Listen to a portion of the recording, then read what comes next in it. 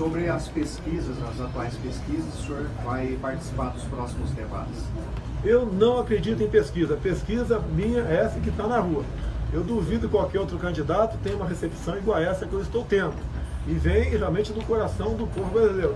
No tocante ao debate, pretendo participar, deixa bem claro, né, dos televisivos, até porque se eu participar de todas as sabatinas que me convidam, eu fico muito feliz com isso, né, eu vou acabar não fazendo esse trabalho aqui junto à população, e esse trabalho que eu faço ao longo dos últimos 4 anos. O senhor esperava mais pessoas aqui em Rio Preto, por ser o ninho tucano aqui? As últimas eleições mostraram isso? Olha só, o pessoal votava no PSDB, como eu já votei, por, entre aspas, ser oposição ao PT. E nós sabemos que, na verdade, depois da segunda declaração de Fernando Henrique Cardoso, que no possível segundo turno se uniria ao PT para derrotar um tal de Jair Bolsonaro, então acho que caiu a máscara, são iguais, é o primo pobre e o primo rico, são iguais, tá? Ambos aí defendem aí o Foro de São Paulo, ambos aí têm posições muito parecidas no tocante à ideologia de gênero, no tocante ao comércio aqui no Brasil, no tocante a combate à violência, são muito parecidos, são contra a redução da maioridade penal, tá? Ninguém fala sobre ideologia de gênero, os dois partidos são favoráveis, né? No tocante a outras causas de aborto, etc., são muito parecidos, então apareceu uma pessoa que realmente é diferente deles, tá? Ok? Então a população acaba migrando para nós.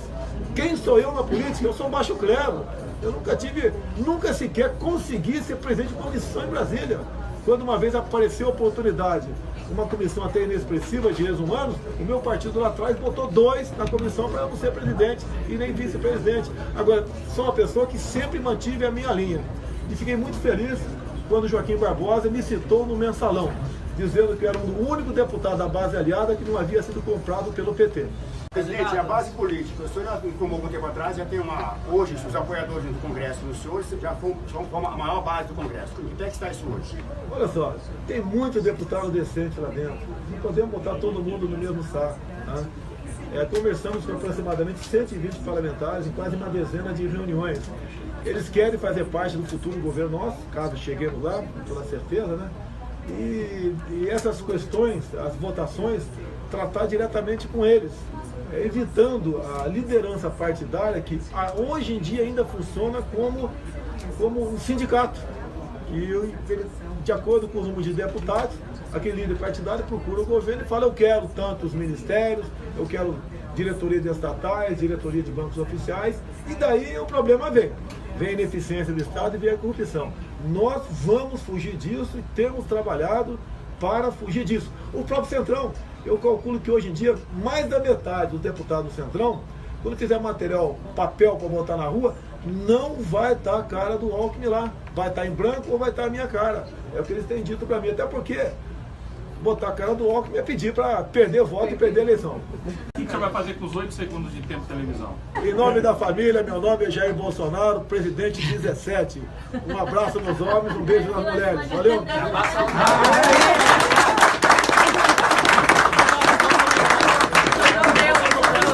Sobrou tempo ainda?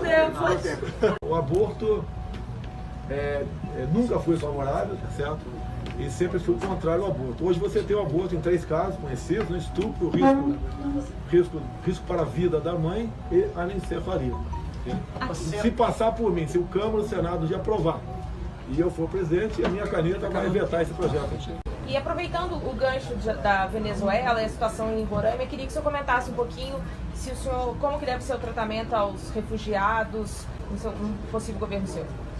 O grande exemplo da Venezuela: não podemos continuar flertando com o perigo. Não podemos deixar que o Brasil cada vez mais se aproxime do regime que existe na Venezuela. Tá? No primeiro momento, a classe mais rica foi para os Estados Unidos, Miami.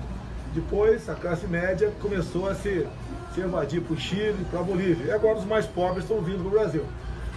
O governo brasileiro, do PT, quando isso tudo começou, né? Se fosse um governo democrático e sério, teria feito gestões junto à Venezuela para que esse regime não continuasse agravando a situação do seu povo lá. Não fez porque, para o PT, interessa algo parecido com a Venezuela no Brasil. Tanto é que o Lula já disse certa vez na Venezuela que lá poderia faltar tudo, menos democracia. Com o Maduro, tudo continua se agravando. Agora, o que nós não podemos fazer? Eu sou humano, tá? Eu respeito os direitos humanos de quem realmente está numa situação crítica, né, como eles estão, mas não podemos deixar nas mãos do governo de Roraima resolver esse problema. Estive 2 vezes em Roraima nos últimos 2 anos, para ver, basicamente, né, essa questão da fuga dos venezuelanos e uma outra questão também ambiental indigenista lá. Comuniquei na época ao ministro da Saúde dos problemas que eles enfrentavam lá. E conversei com algumas pessoas, né, do que realmente deveria ser feito. Não fizeram nada e chegou um ponto que explodiu essa situação lá.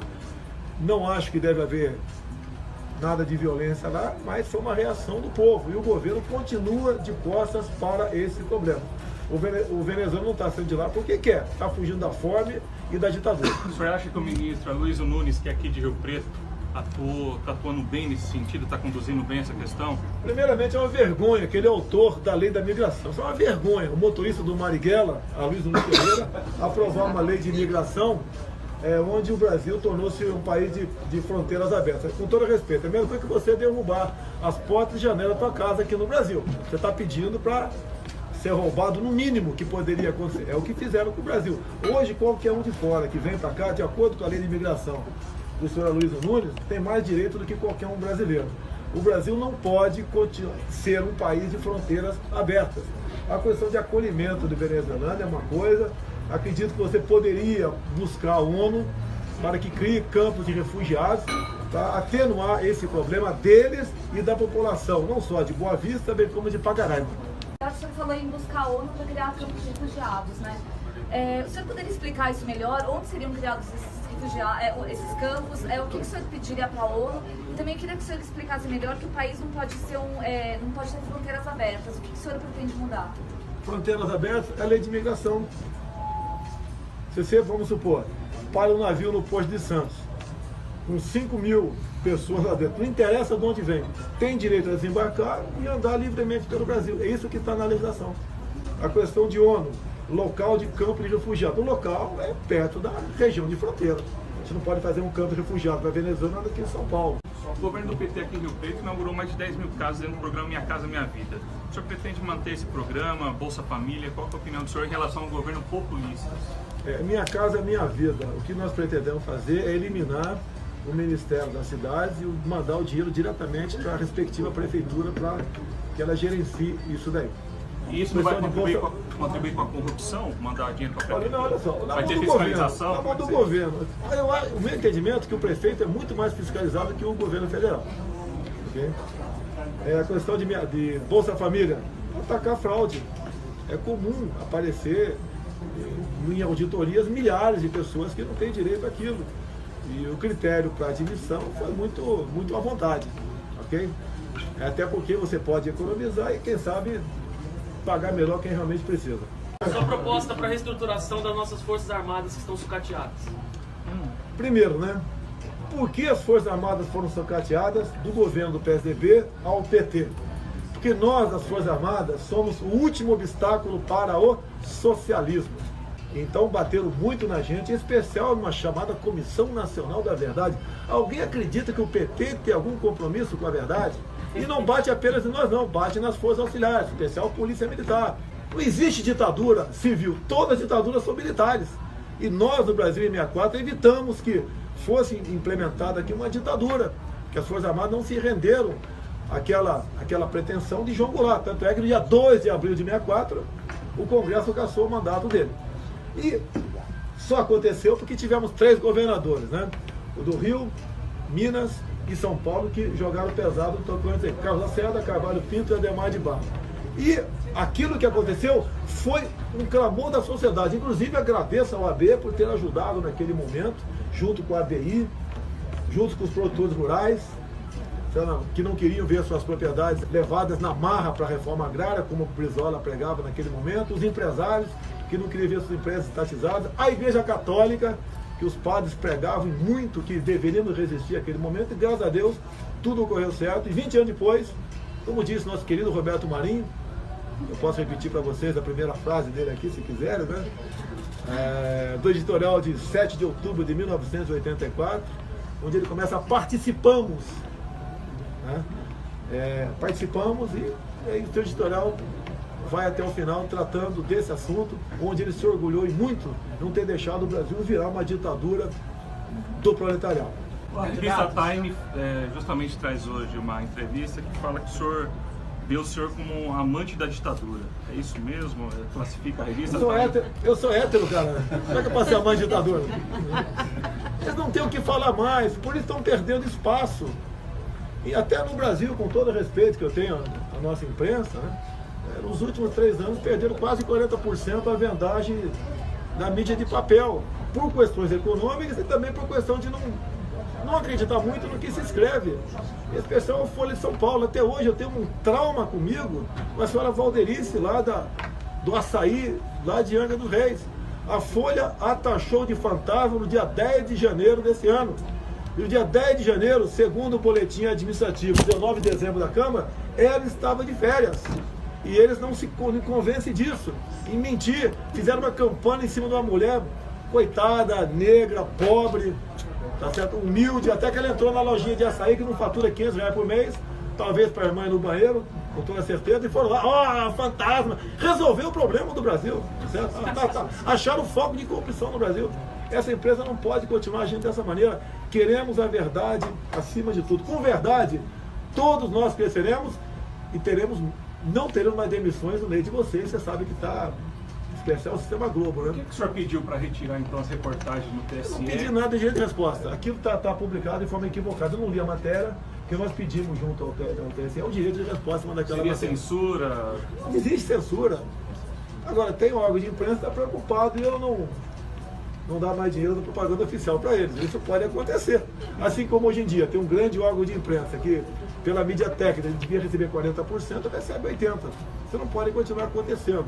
Devemos democratizar a propaganda oficial do governo. O governo precisa sim anunciar um programa de vacina, entre tantos outros que precisa da mídia, e é para ser gasto de forma democrática com vocês, levando em conta a mídia técnica. O que o senhor pensa do Pacto Federativo em relação aos prefeitos que vivem uma situação muito complicada? O senhor falou sobre a questão do Minha Casa Minha Vida, repassar dinheiro diretamente às prefeituras. Mas as prefeituras não conseguem desenvolver simples projetos para garantir o saneamento básico.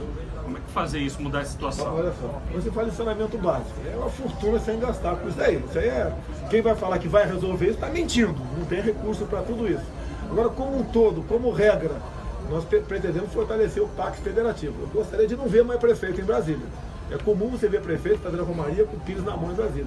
Os recursos mandavam.